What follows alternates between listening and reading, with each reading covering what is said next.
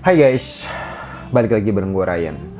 Guys, hari ini gue mau bahas tentang kalau kita ditipu sama teman sendiri, saudara sendiri, atau orang dekat sendiri, apa sih yang mesti kita lakukan, kayak gitu. Nah, kasus ini banyak banget kita alami, di sekitar kita juga banyak banget orang-orang yang ngalamin hal-hal semacam ini. Dan kadang-kadang kita udah percaya, kita udah invest uang yang cukup lumayan banyak, yang pada akhirnya ketidakjelasan, ketidaktransparansi yang akibatnya ya merugikan kita gitu. Nah, kita sebagai orang yang dirugikan itu, apa sih tindakan yang tepat yang harus kita ambil untuk menghadapi permasalahan seperti ini? Nah, buat kalian yang baru nonton channel gue nih guys, sebelum lanjut ya, kalian jangan lupa untuk subscribe dulu. Nah, setelah pesan-pesan ini, kita lanjut lagi ngobrol-ngobrol masalah ini guys.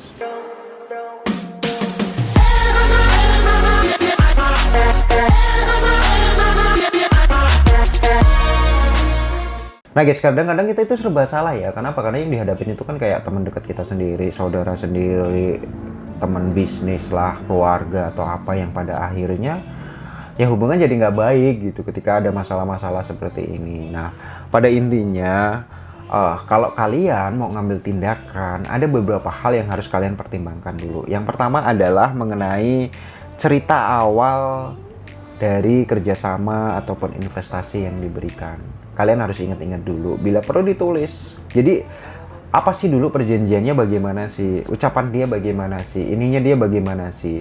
Itu yang pertama kali harus kalian lakukan. Nah, langkah yang kedua, itu kalian cek dulu dari analisa tadi, yang kalian anggap unsur pidana itu ada di poin mana gitu. Nah, itu akan menjadi highlight untuk tindakan-tindakan berikutnya, kayak gitu. Nah, bisa jadi ya kalian bisa konsul juga ke orang yang ngerti hukum, apakah yang kalian maksud dengan highlight tadi itu memenuhi unsur pidana atau enggak. Bisa jadi seperti itu untuk menghemat waktu dan supaya apa yang kalian tuduhkan atau yang kalian maksud itu ya di dalam hal ini benar-benar pas ataupun benar-benar ya memang dia melakukan hal seperti itu.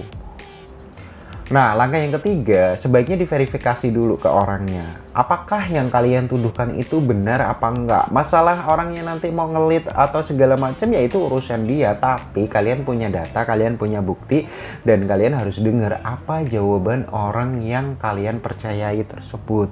Nah, dari jawaban tersebut juga akan menjadi rangkuman ataupun resume langkah yang akan diambil selanjutnya. Nah guys, yang keempat itu adalah baru tindakan. Artinya dari tiga hal tadi, setelah kalian menganalisa, dari kesimpulannya, kalian tentukan, oh benar ini memenuhi unsur, oh benar dia begini, oh benar dia seperti itu, baru ngambil tindakan. Nah, berikut ini tindakan-tindakan yang harus kalian lakukan ketika memang analisa yang tadi 1, 2, 3 itu memenuhi apa yang kalian tuduhkan. Nah guys, langkah pertama itu mediasi dulu.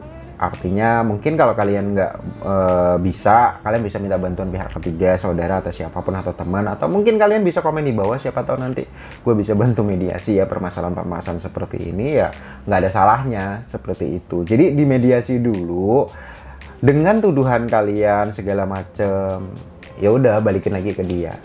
Gimana nih ceritanya nih, ini kok kayak gini nih. Itu yang harus kalian lakukan.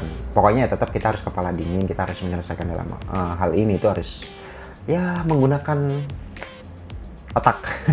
Ya jangan menggunakan otot kayak gitu. Nah, langkah yang kedua itu adalah komitmen dia itu seperti apa setelah ada dari mediasi itu tadi. Oke, dia mengakui ternyata begini-begini, dan komitmen dia apa dari apa yang kalian tuduhkan atau yang kalian itu tadi anggap keberatan itu tadi. Jadi nanti dari dia itu bagaimana feedbacknya dari dia setelah mediasi itu apa, kayak gitu. Oke, dia ngaku salah, oh dia nggak ngaku salah. Nah, kalau dia ngaku salah ya enak, tinggal komitmennya dia apa. Kalau dia nggak ngaku salah, nah ini yang rada-rada panjang, artinya kalian harus ikutin proses berikutnya. Oke guys, yang berikutnya adalah penyelesaian yang dia tawarkan apa, kayak gitu. Jadi walaupun dia udah ada komitmen, udah ada mediasi itu tadi, kan udah ada hasil segala macam ya. Sekarang dari dia penyelesaiannya mau bagaimana gitu. Balikin lagi ke dia. Oke, ternyata dia ngakuin bahwa dia hutang segala macam. Oke, diselesaikan dong. Nah, komitmen dia tadi udah jelas. Oke, saya selesaikan. Nah, sekarang dari diri dia itu penyelesaian yang ditawarkan apa? Apakah dia mau ngasih aset? Apakah dia mau ngasih minta jangka waktu? Apakah dia mau jual barang dulu? Ya itu urusannya dia. Tapi kalian harus minta poin ketiga ini, komitmen dia itu seperti apa dan penyelesaiannya akan seperti apa. Oke, yang keempat itu adalah kesepakatan dari 3 hal yang barusan gue jelasin. Oke, deal bahwa ini akan selesai tanggal sekian. Oke, deal ini akan selesai karena kamu ngasih mobil, ngasih rumah, segala macam. Nah, itu nggak ada masalah ya, artinya memang udah dibicarakan kedua belah pihak. Langkah kelima, kalau memang itu ada semacam kayak jangka waktu ataupun pengalihan aset atau titip aset segala macam, punishmentnya apa? Artinya dalam jangka waktu tertentu, apabila tidak diselesai, kalian harus punya kesepakatan apa yang bisa dipegang. Mungkin, oke, setelah ini terserah mau dibawa ke pihak hukum lah, atau terserah mau bagaimana, ya nggak masalah, kayak gitu. Tinggal dari, kalau ini biasanya adalah usulan dari pihak yang dirugikan. Oke, kalau kamu dalam 3 bulan nggak bisa bayar, rumah kamu aku sita. Oke, kalau kamu nggak bisa bayar dalam 3 bulan, mobil ini jadi milik saya. Bisa seperti itu. Jadi yang negosiasi itu adalah orang yang dirugikan, nanti feedback dari dia apa, oke setuju, oke nggak setuju, kalau nggak setuju bagaimana. Nah, itu harus ada punishment, harus ada hukuman, harus ada semacam kayak membuat orang itu tergerak. Oke, gue harus selesai ini nih, gue nggak bisa tunda-tunda lagi, gue nggak bisa luru-luru lagi. Kayak gitu guys. Oke guys, yang kelima adalah langkah akhir. Untuk langkah akhir ini ya final ataupun pamungkas yang bisa kita lakukan. Ya kalau kita mungkin lapor polisi, ya udah laporin. Jadi unsur-unsur yang tadi kalian analisa memenuhi unsur pidana, yaitu menjadi bahan untuk nuntut dia. Kayak gitu. Ya sekarang kalau masalah nanti setelah itu hubungan kalian dengan teman kalian itu nggak bagus atau segala macam, itu ya urusannya dia aja sih, seperti itu. Toh dia juga yang bikin masalah, intinya kan seperti itu loh guys. Simple, mudah, dan kalian bisa lakukan. Nggak perlu bantuan pengacara juga bisa kok kalian lakukan. Kayak memberikan somasi segala macam ya, ada di video atau vlog gua sebelumnya. Kalian cari aja, itu ada langkah-langkahnya ketika kalian ditipu itu harus bagaimana. Nah, kalian bisa ngikutin langkah itu.